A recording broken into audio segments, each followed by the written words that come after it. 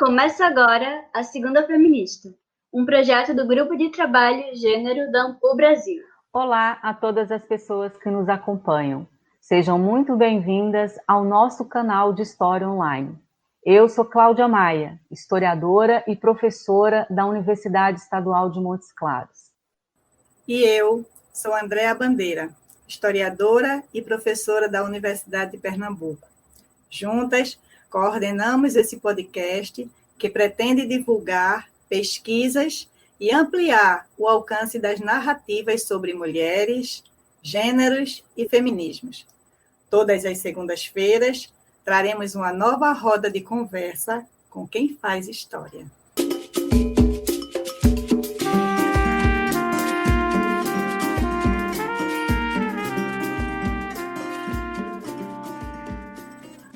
O mundo das mulheres, mais especificamente das feministas, ficou mais triste nesse mês de julho de 2020. Faleceu no último dia 14, aos 76 anos, devido a uma parada cardíaca, a filósofa argentina Maria Lugones, uma pulsante voz do feminismo decolonial na América Latina. Maria Lugones nasceu em 1944 em Los Toldos, no centro-norte da província de Buenos Aires, no Pampa argentino. Neta e filha de rendeiros com mãe espanhola, as marcas do seu nascimento dizem muito das suas futuras preocupações intelectuais. A região tinha forte presença do povo mapuche, que sofreu com a colonização europeia. Em 1960, Lugones mudou-se para Los Angeles para cursar a graduação em filosofia na Universidade da Califórnia. Nos Estados Unidos, entre os anos de 1973 e 1978, formou-se mestra e doutora em filosofia pela Universidade de Wisconsin-Madison. Em 1993, entrou para o corpo docente da Universidade de Bimartin, onde foi professora de literatura comparada e de estudos latino-americanos. Mestiça, mulher lésbica, sensível e inteligente, Maria usou sua experiência para pensar sobre o mundo e as relações que se formam e se firmam em sociedade, o que fez Laís Fraga Dantas afirmar que, cito, o trabalho da autora dialoga diretamente com a sua vida. Lugones se dedicou a temas como literatura e estudos culturais, filosofia feminista e gênero, sexualidade e colonialismo. Maria Lugones era uma alma inquieta e olhar delicado. Seu sorriso complacente ela usou para combater a miséria e a ignorância, e o fez com firmeza, flexibilidade, equilíbrio e lucidez. Sua escrita é marcada por uma narrativa de si, em que assinala teorizar sobre as diversas formas de resistência contra as múltiplas opressões. Maria Lugones recebeu o prêmio Frantz Fanon da Associação Filosófica do Caribe pelo conjunto da sua obra e pelas inovações na filosofia, na teoria decolonial feminista e dos povos originários e coloniais, nos estudos críticos de sexo, gênero, classe e raça, e na filosofia latino-americana e teoria de sistemas mundiais. No Brasil, seus escritos mais conhecidos são Colonialidade e Gênero, publicada em 2008, e Rumo a um Feminismo Descolonial, publicado em 2014 na revista Estudos Feministas. O episódio de hoje é dedicado a essa importante feminista, a quem rendemos nossa justa homenagem e nossos agradecimentos pelo legado deixado a todas nós. Para conversar sobre esse legado de Maria Lugones, convidamos a professora doutora Ana Maria Veiga, da Universidade Federal da Paraíba, e a professora doutora Marina Vieira de Carvalho, da Universidade Federal do Acre. Olá, Ana. Olá, Marina. Obrigada por estarem conosco hoje. Por favor, falem um pouco mais sobre vocês e sobre as suas trajetórias acadêmicas para quem nos acompanha. Bom dia, Andréia. Bom dia, Cláudia. É um prazer estar com vocês aqui hoje. Bom, eu sou Ana Maria Veiga, como você já apresentou, né? Eu sou professora do Departamento de História da Universidade Federal da Paraíba, atuo na área de teoria da história, né? E pensando essas questões aí das teorias pós-coloniais, decoloniais, né? As minhas pesquisas vêm sendo feitas na perspectiva, na abordagem de gênero, desde do meu TCC, vamos dizer, né? Então, a minha tese de doutorado foi sobre cinema, mas hoje em dia o meu foco de pesquisa são essas teorias, e com base no ensino de história e também fazendo uma relação com mulheres sertanejas. Então, seria isso que eu tenho pesquisado nos dias de hoje. Bom dia, André e Cláudia. É um prazer poder falar, né, da Lugones nesse momento de celebração da vida e obra, do pensamento dela, e também falar, né, num programa voltado para análise de gênero, uma discussão muito importante, principalmente para os cânones historiográficos, né? Eu sou professora da Universidade Federal do Acre, Departamento de História. Atualmente eu estou vinculada à UniAB, né, da UFAC, o Núcleo de Estudos de Negros e Indígenas.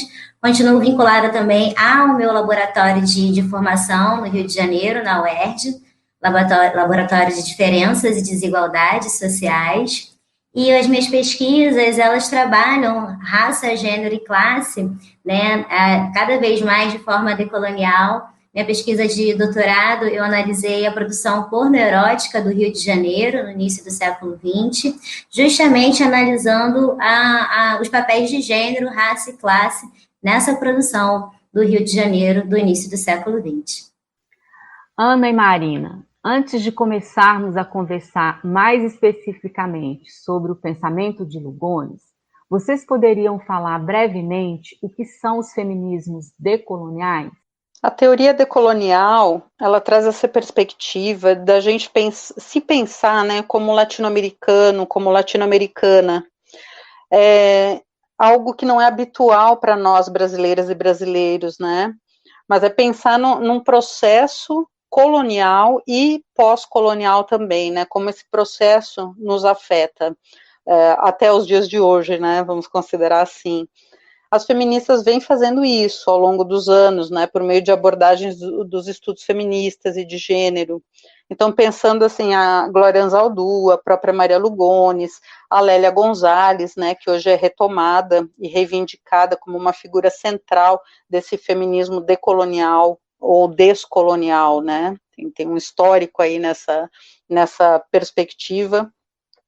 O decolonial tomado como algo realmente referente à América Latina, né, a nossa localização. Acho que a Marina pode falar um pouco mais.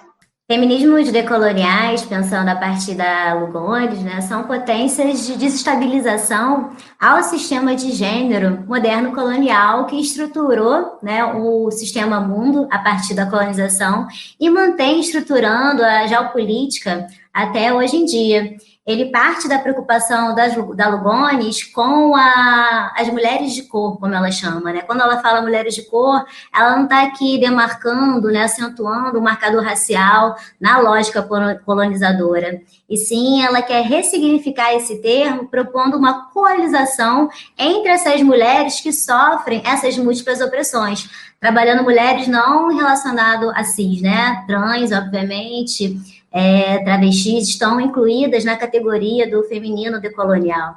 Né? Então, a Lugones, ela tem essa preocupação quando ela cria esse termo feminismo decolonial, que é uma proposta de coalização de mulheres, né, das sujeitas do sul global, não apenas para denunciar a violência desse sistema que mantém, né, essa estrutura de poder, opressão e violência até hoje, mas também operacionar possibilidades efetivas de resistência a essas múltiplas opressões. Por isso é um feminismo decolonial, né, de decolonizar as nossas práticas, sejam internas, sejam também externas. Eu acho que é importante a gente pensar um pouco nessa questão mesmo de descolonizar as práticas, né? Porque muitas vezes as pessoas ficam presas a uma ideia, mas essa teoria decolonial, o que essa teoria tem a ver com prática e tal? Mas a decolonialidade, ela está justamente nessa questão das práticas, né, Marina? Eu também entendo dessa maneira. Sim, eu acho que para a gente se posicionar como um sujeito decolonial no campo da pesquisa, não tem como a gente pensar a pesquisa acadêmica a nível egóico, porque eu gosto de estudar isso, né? Se você gosta de estudar isso, você tem que entender a relevância social disso, né? A decolonialidade, ela tem um sentido de praxe, né? É um pensamento-ação. Então, se eu quero falar de mulheres negras, por exemplo, eu preciso dialogar com essas mulheres negras, né? Não objetificar, tornar sujeitos essas mulheres que se quer estudar. Porque o lugar de fala, todo mundo tem lugar de fala. A questão é o diálogo sincero, não objetificar, né? E sim colocar como sujeita de conhecimento, sujeita de poder, enfim, um ser humano pleno, como todos somos. Todos.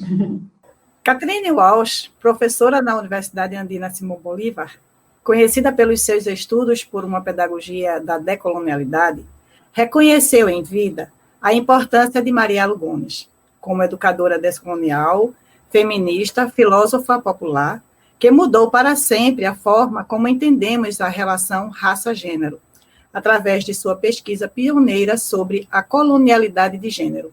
Este tema foi abordado no texto intitulado Colonialidade e Gênero, de 2008. Ana, resume para a gente os principais argumentos apresentados por Maria Lugones nesse trabalho.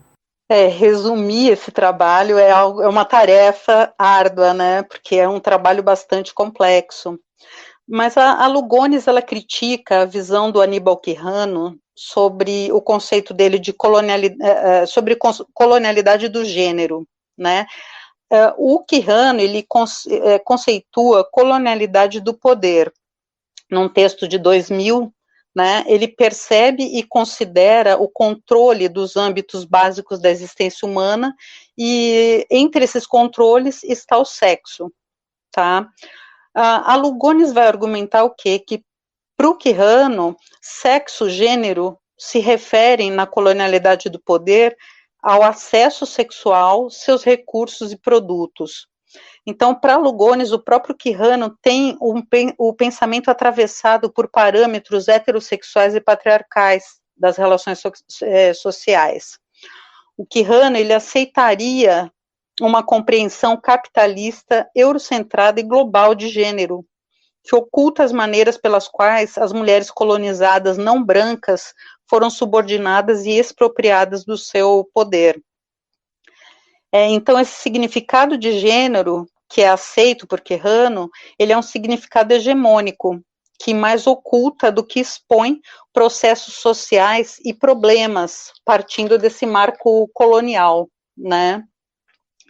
Mesmo ao fazer a crítica, a Lugones, ela reconhece a relevância dessa teoria decolonial do Quijano, né, da colonialidade do poder como um conceito central dessa teoria. Então, o que ela busca fazer é complexificar o conceito de colonialidade do poder, acionando também um conceito, ferramenta de interseccionalidade, né, que vai juntar a situação latino-americana colonial e pós-colonial, essas categorias articuladas de raça, classe, gênero, entendendo as mulheres de cor, como já foi colocado, sob as pressões e tensões geradas por essa fusão de demarcadores de opressão em termos de uma diferença que é construída, né?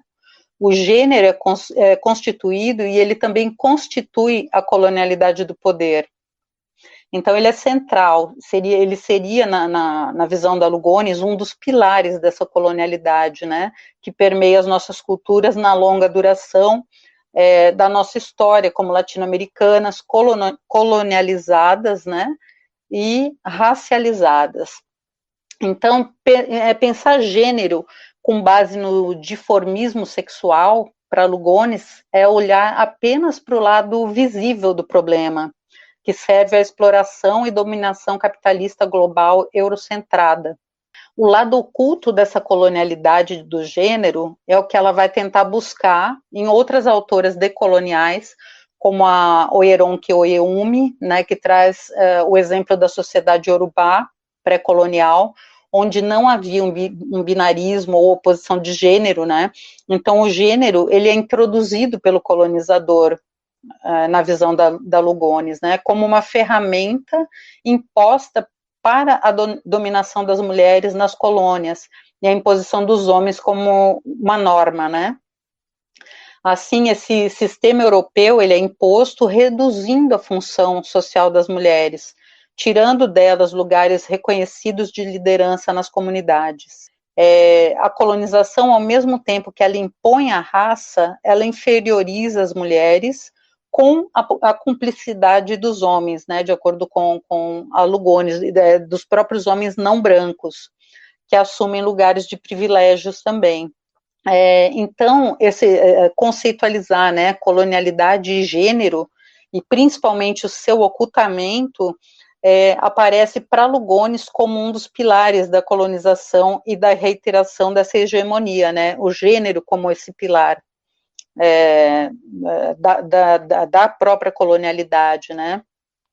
Isso é o que não é percebido pelo Quijano, né, que ele não investiga e nem desconstrói essa lógica, então o diálogo com ele é bastante direto, mesmo ela buscando essas outras autoras que também atuam no sentido do decolonial, né. Ela traz também a Gunn Allen, que vai falar sobre a mulher substituída pela figura masculina do Cristo, com relação à religiosidade, né, que essas revisões patriarcais das tradições, elas são feitas e inventadas, né, por não originários e por originários patriarcalizados. A Lugones, mais do que a colaboração direta, ela percebe uma indiferença às lutas das mulheres contra a opressão delas e das comunidades, né. Isso não está na pauta da maioria dos colegas teóricos decoloniais. Então, acho que é isso que ela cobra do Quijano, né, essa questão dessa indiferença com relação às lutas das mulheres, de uma atenção mais elaborada sobre essas lutas, né, ela provoca os colegas, ela vai dizer que a produção de conhecimento também é gendrada, generizada, né. Bom, então a heterossexualidade para ela é duradoura e perversa, violenta, degradante, ela converte pessoas não brancas em animais e as mulheres não brancas em reprodutoras da raça branca e da classe burguesa, né? Por fim, a gente chega à conceitualização que ela faz do sistema moderno colonial de gênero, moderno / colonial, né? Interessante, porque ela dialoga com esse grupo do Quijano, que é o grupo Modernidade e Colonialidade, que vai trazer essas questões.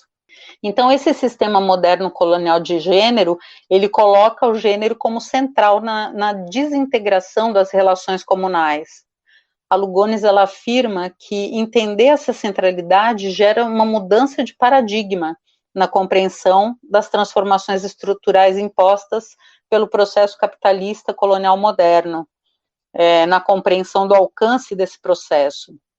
Para ela, a raça e o gênero são ficções poderosas, então são ficções, né, são inventadas para reforçar essa dominação permanente. E ela termina esse texto, estou falando de uma maneira bastante resumida, né, mas ela termina criticando o feminismo branco burguês, hegemônico, que exclui e também, de um certo modo, animaliza as mulheres não brancas. Mas, se comparadas às mulheres nas sociedades pré-coloniais, nos resultados da pesquisa da Lugones, as brancas estariam inferiorizadas, né? Então, esse lado oculto aí da colonialidade do gênero está na redução das diferenças à animalidade, criando seres descartáveis. Isso é feito numa padronização de costumes e das crenças ao modelo branco europeu. Então, racham-se as estruturas sociais e as filosofias locais desses povos colonizados, né? E é imposto um modelo colonial que simplifica o caminho da dominação ao submeter as mulheres. Então, a própria meta colonial, ela não é atingida sem essa submissão das mulheres, sem essa centralidade do gênero como imposição para a ruptura de um sistema social de poderes e de crenças, né? Então, acho que o texto dela, criticado ou não, mas é um texto central para os feminismos contemporâneos para se pensar essas relações, né, na minha opinião. Ana, e qual foi o impacto dessa contribuição da Lugones para o movimento feminista no Sul Global? Eu acho que o impacto ele se dá a partir do momento que nós percebemos uma necessidade, né, de inserção nesse debate, que traz a questão da localização, que é bastante importante para nós, né, mas também busca um importante diálogo com autoras que pensam a interseccionalidade das categorias que demarcam diferenças, que demarcam opressões. Então, a Lugones, ela é muito lida aí pelas feministas brasileiras, latino-americanas, principalmente nessa última década, em que se descobre, né, em que se dá um salto, uma virada epistêmica nesse sentido de se pensar o colonial e modos de descolonizar, né? No meu caso, eu venho trabalhando com isso desde 2015, né, mas também foi uma descoberta que veio vindo e sendo mais investigada ao longo desses anos. A doutora Eneta VT Kungulu, atual presidenta da Associação Filosófica do Caribe, ao entregar o prêmio Frantz Fanon por toda a vida Maria Lugones, em fevereiro deste ano, afirmou o merecimento desse prêmio porque, cito, no domínio das mulheres, a teoria desenvolvida por Lugones aprofunda e amplia nossa compreensão da maneira como as mulheres que sofrem ou sofreram colonização, imperialismo ou outras calamidades se capacitam à liberdade. No texto Rumo a um Feminismo Descolonial, Lugones nos apresenta a chave para uma praxis libertadora. Marina, o que você nos diz sobre esse trabalho? Bom, Cláudia, esse texto da Lugones é um texto que possibilita pensar a resistência de uma forma efetiva, né? Ela vai falar dessa praxis revolucionária decolonial, que seria, primeiro, entender que a análise dos estudos de gênero no Sul Global, elas não podem estar separadas da análise das questões do racismo, da heteronormatividade e do capitalismo, né? Porque essas opressões, elas se apresentam sempre de forma combinadas. Então, se você desenvolve um estudo de gênero, principalmente relacionado às sujeitas do Sul Global, e não entrecruza a heteronormatividade, o capitalismo e a raça, você não está conseguindo entender o que ela chama dessas mulheres de cor. A partir do momento que você entende, né, essa complexidade, rumo ao feminismo decolonial. O que ela vai dizer? Que é justamente na mente desse sujeito colonizado, no caso, ela vai privilegiar as sujeitas colonizadas, é que pode realmente ser construída uma possibilidade de resposta decolonial, a partir do que ela chama de locus fraturado. O locus fraturado, né, seria essa tensão que forma os processos sociopsíquicos de cada sujeito colonizado. Ele é formado, esse processo sociopsíquico, numa dualidade hierárquica, porque o mundo da colonização apresenta como a única realidade possível a realidade ocidental, né? A realidade do sistema mundo moderno, colonial, cristão, patriarcal, heteronormativo de gênero, né? Como os estudos decoloniais apontam. No entanto, a gente sabe que essa presença onipotente das cosmogonias, cosmologias, enfim, de todos os processos de compreensão e conhecimento do mundo, apenas a partir do modo ocidental, é também uma forma de genocídio dessas populações colonizadas. Então, apesar da colonização não admitir, sempre vai existir uma diferença colonial, que são justamente outras formas de se organizar a vida, a política, a economia, a religião, a sociedade, os sistemas, né, de relações entre feminino e masculino. E por causa disso mesmo, quando essa sujeita colonial forma a sua subjetividade, se ela consegue, né, nessa tensão entre esses dois mundos, entre o mundo apresentado da colonização e os outros mundos que não deveriam existir, ela consegue manter uma capacidade subjetiva ativa, aí ela vai diferenciar o que ela chama de subjetificação e subjetividade. A subjetificação é o chamado da colonização, do poder da colonialidade, que pretende formar o indivíduo a partir, né, da cosmologia desse ethos colonizador. No entanto, a subjetividade ativa, que a Lugones fala para a gente, é essa capacidade, né, essa noção mínima de agenciamento necessário para a resistência. Explicando isso de uma forma concreta, mais direta possível, né? Uma mulher, uma sujeita no sistema sul global colonizado. Por exemplo, se ela tem um desejo, um sentimento que não faz parte das verdades do mundo apresentada por esse sistema ocidental de colonização. Por exemplo, ela sente um desejo por uma outra mulher de um mesmo sexo que o dela, que não deveria existir. Tá, aí é a atenção, né? Ela vai se submeter a esse padrão de gênero ou, de alguma forma, em algum momento, né, ela vai conseguir construir o que a Lugones chama de subjetividade ativa e criar uma resposta decolonial. A Lugones vai falar que justamente é o locus fraturado entre esses dois mundos que é possível que a diferença colonial possa ser construída e, a partir dessa diferença colonial, uma resposta decolonial. Por isso que, para Lugones, ela vai promover as sujeitas do sul global não como apenas vítimas de opressões, mas sim como protagonistas de uma nova vida possível, uma vida em Abiyala, por exemplo, como diz o movimento indígena, né? E não na América do colonizador. É uma forma da gente conseguir imaginar outros mundos feministas decoloniais. Esse texto da Lugones é um grande convite à resistência. O trabalho de Lugones também recebeu críticas. Marina, você poderia falar um pouco sobre essa crítica? Como você avalia a contribuição do pensamento de Maria Lugones para o desenvolvimento da metateoria feminista? Bom, o texto da Lugones recebe alguns tipos de críticas, como, por exemplo, da Rita Segato e da Luciana Balestrini, em relação que ela teria generalizado a noção de gênero para todo o mundo colonial, né? Porque a Lugones, em alguns momentos dos textos delas, ela coloca que o sistema da colonização introduziu diferenças de gênero aonde não existiam anteriormente. Né? O que essas autoras, com razão, vão falar no sentido de sinalizar que não se pode generalizar. Né? E realmente isso a gente tem que concordar que nenhuma pesquisa ela pode ser universalista. A gente precisa partir das experiências locais e tentar compreender, né, o que tem de semelhante, mas também o que escapa à diferença. E por isso mesmo eu acredito que essa análise da Lugones, né, em relação ao sistema de gênero, e as críticas posteriores não são uma diferença realmente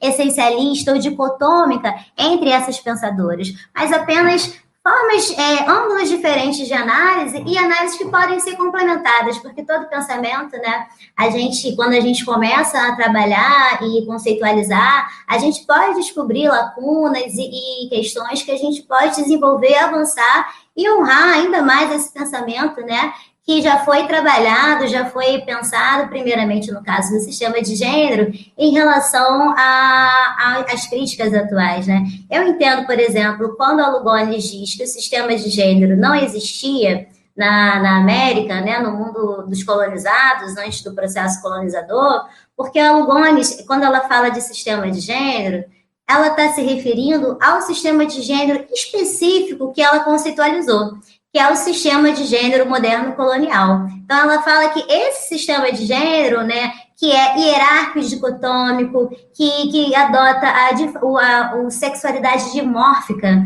né, como um padrão. A sexualidade dimórfica seria você associar o feminino apenas ao órgão sexual vagina e o masculino apenas ao órgão sexual pênis, né? Ela fala que isso também é uma construção do mundo colonial, que essa biologia dualista e hierárquica não existia, muito menos a heteronormatividade. Porém, como em alguns momentos ela não desenvolve, não desenvolva, né? Mas como ela fala sistema de gênero, nem sempre ela fala sistema de gênero moderno colonial, né? Cabe a gente complementar que quando ela fala sistema de gênero, ela está se referindo especificamente a esse momento histórico específico. Eu também concordo com essas autoras que sim, poderiam sim existir, né, patriarcados diferenciados, né, como diz a própria Rita Segato, um patriarcado de baixa intensidade.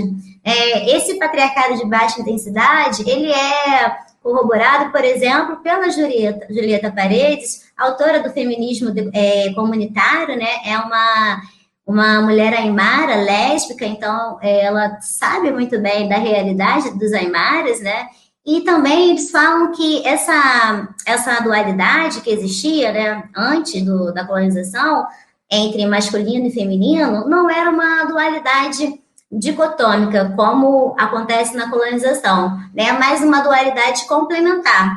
E isso é uma inovação que a Lugones ela começou a teorizar, e para isso ela criou o sistema de gênero moderno colonial, que é justamente a diferença entre o patriarcado, né, mesmo suave, né, no caso aqui, já eu pensando a partir da Lugones, ok? Esse patriarcado de baixa intensidade, ele se difere do patriarcado que vem com a colonização, justamente pela ontologia e cosmologia da Europa Ocidental em relação às cosmologias e ontologias das realidades dos povos colonizados.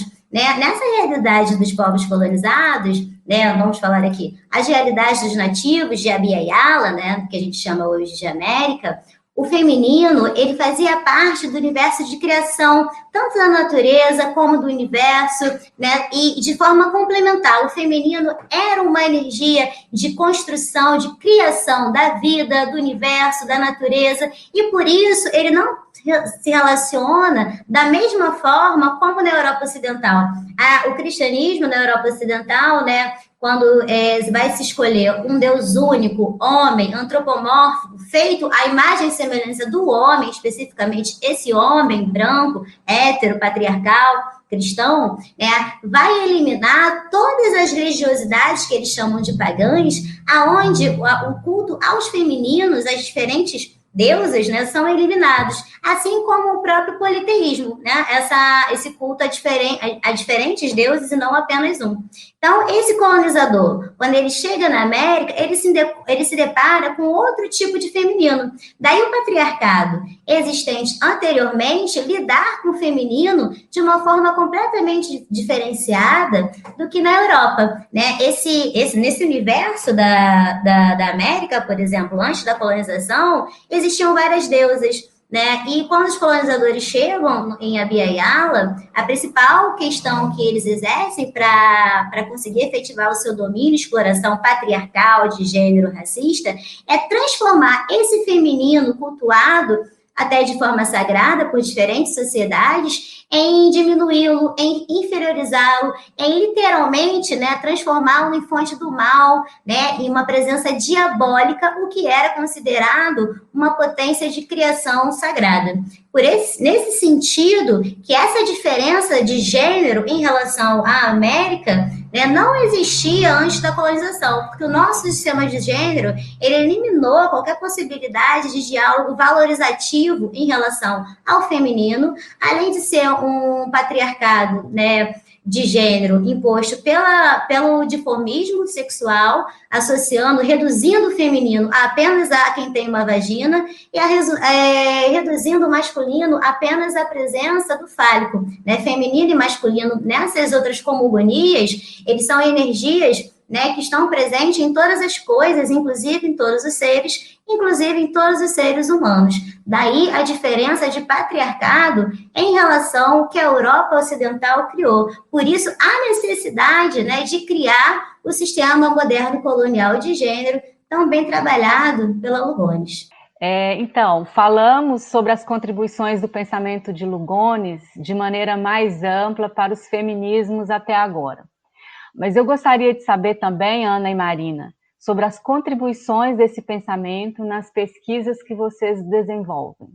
Bom, Cláudia, o meu projeto atual de pesquisa, que vem sendo desenvolvido desde 2018, ele é sobre teorias decoloniais. pensando essas teorias num cruzamento com sujeitos reais, né, que vivem em situação de margem, vivem nas periferias. Eu direciono isso também para pensar o ensino de história, com as relações que se dão em sala de aula na vivência desses, desses sujeitos, né? E essas contribuições também estão presentes no meu olhar para as mulheres sertanejas, pensando suas histórias, memórias, no desenvolvimento de uma prática que eu venho fazendo de produção audiovisual. Então, a Lugones e as teorias, né, as teóricas aí, feministas decoloniais, elas ajudam na elaboração de uma crítica, né, no cruzamento com outras visões e teorias, na ruptura com visões hegemônicas e racializantes. Eu acho que são ferramentas importantes aí para um feminismo que transita, né, como a gente transita entre a academia e os diversos tipos de ativismo social, né? Então, eu acho que as teorias decoloniais, elas são pensadas nessa intersecção com movimentos sociais, né? E a Lugones trouxe isso muito bem durante toda a carreira dela, né, não dá para dizer que ela trouxe, ela traz ainda, porque fica o pensamento, né, ficam essas sementes que estão aí, já dando seus frutos, né, seja para seguir, seja para criticar, mas é uma referência bastante importante, e eu venho dialogando sempre com essa referência, tanto na pesquisa, quanto em sala de aula também, nas aulas, nos cursos que eu venho oferecendo. Então, Andréia e Cláudia, eu utilizo o pensamento da Lugones tanto na minha tese, nos artigos que eu tenho trabalhado em relação à pesquisa que eu falei no início sobre pornoerotismo no Rio de Janeiro, como também minhas orientações e os novos projetos de pesquisa que eu tenho trabalhado. Na minha tese de doutorado, eu usei essa dicotomia de gênero moderno e colonial para produzir os femininos, né, ativos do que eu chamo de potências pornoeróticas. O lado visível, claro, do sistema colonial, eu chamei na minha tese de mulher gentrificada, associando, né, a transformação do espaço público do Rio de Janeiro, de uma cidade escravista e colonizada, para um centro urbano moderno e capitalista, no qual essa mulher gentrificada, ela é o signo e símbolo da civilização imoral nos trópicos. Essa mulher, obviamente, ela tem uma cor, ela é branca, ela tem uma classe, ela é burguesa, ela tem uma sexualidade, ela é hétera, né? E ela produz a colonização do próprio desejo dessa masculinidade que gostaria de estar em Paris, mas que estava no sul global. E o lado escuro, invisível, né, seriam as mulheres, de fato, do Rio de Janeiro, mulheres do sul global, de todas as cores, como diz Maria Lugones. Quando eu achei a Juca Machado, que foi a única poetisa da época a escrever poemas eróticos, né, que também, além de ser uma mulher, era socioeconomicamente pobre, ela morava no subúrbio do Rio de Janeiro, no Meia, no Estácio, e também ela era considerada afrodescendente, né, ela era considerada mestiça, ela sofreu uma série de perseguições, e essas perseguições atingiram não só a vida dela, mas como também a poesia. Pela primeira vez, eu vi na cena literária, né, pornoerótica, mulheres da história do Brasil que sempre foram silenciadas. Quando não foram silenciadas, elas eram inferiorizadas, animalizadas. A Juca Machado, ela traz para a cena literária brasileira negras baianas, filhas de terreiro, lavadeiras, como musas, né, da poesia. Musas só poderiam ser europeias, só poderiam ser francesas. A Juca Machado, ela traz para a cena literária uma outra beleza, um outro feminino, um feminino não gentrificado, burguês, europeizante, apenas embranquecido, né? Mas um feminino que, por exemplo, traz para a gente o português que a Lélia Gonzalez, né, fala tão bem, analisa tão bem, quando, por exemplo, ela escreve a poesia negra baiana, onde ela reproduz, né, o iaiá, o que é comprar, ou seja, os tons, o tonal, o ritmo do português baiano. Enfim, nesse sentido, eu criei um conceito que eu continuo desenvolvendo, que é o feminino vivificante, que é essa potência feminista decolonial, inspirada na Lugones, né, que quando ativa pelo locus fraturado, ou seja, quando ela consegue resistir a todo o processo de domínio, ela cria respostas decoloniais ao encher de vida, né, o que foi mortificado pelo solo racista, né, e patriarcal do moderno sistema de gênero. Maria Lugones foi uma importante e imprescindível intelectual feminista. Ela abriu o caminho para o pensamento e a crítica da colonialidade de gênero para o sul global. O Segunda Feministas encerra este programa em luto, porque nos acostumamos a tê-la como referência, inspiração e um abraço forte na luta contra a opressão e todas as formas de violência gendrada. Ao mesmo tempo, sabemos que o tempo de vida de uma pessoa se mede pela qualidade das suas ações no mundo. Maria Lugones continuará inspirando as gerações e, enquanto for assim, ela estará sempre entre nós. Grata pela presença de Ana e de Marina. Grata também a todos que nos acompanharam no programa de hoje. Foi um prazer estar aqui com vocês, gente. Legal fazer essa companhia também para quem está nos escutando em casa, né? Eu que também sou aí ouvinte do Segundas Feministas, então é muito bom estar aqui com vocês. E, bom, sigamos, né? Sigamos aí nesses passos tão ricos que nos deixou a Lugones e cada vez mais trazendo à tona aí essa importância de se discutir e se descolonizar, né, levar adiante uma visão crítica para o maior número de pessoas possível. Grata, Andréia, grata, Cláudia, novamente pela oportunidade, principalmente pela iniciativa de trazer um pensamento ainda muito pouco conhecido no Brasil, principalmente na história, né, onde esse pensamento do sul global tem mais resistência, né, de encontrar uma aceitação em relação a outras ciências. E a Maria Lugones, né, ela é uma inspiração, como eu já disse nesse programa, para uma resistência pensada de forma positiva, não de uma forma violenta que gere morte, mas uma forma realmente feminina, né, de cuidado, de coletividade, de integração, de uma forma não hierárquica, não justificada, né, pensar novos mundos feministas, como, por exemplo, essa prática aqui de socializar conhecimento e unir diferentes regiões e saberes do Brasil. Obrigada. Maria Lugones continuará presente entre nós pela potência e dissidência do seu pensamento. Por isso, hoje me despeço com uma citação dela. A tarefa da feminista decolonial inicia-se com ela vendo a diferença colonial e, enfaticamente, resistindo ao seu próprio hábito epistemológico de apagá-la. Ao vê-la, ela vê um mundo renovado, e então exige de si mesma largar seu encantamento com mulher, o universal, para começar a aprender sobre as outras que resistem à diferença colonial. Esperamos você na próxima Segundas Feministas. Até lá! Gostou do programa? Não esqueça de seguir nossas redes sociais e curtir esse episódio. Até a próxima!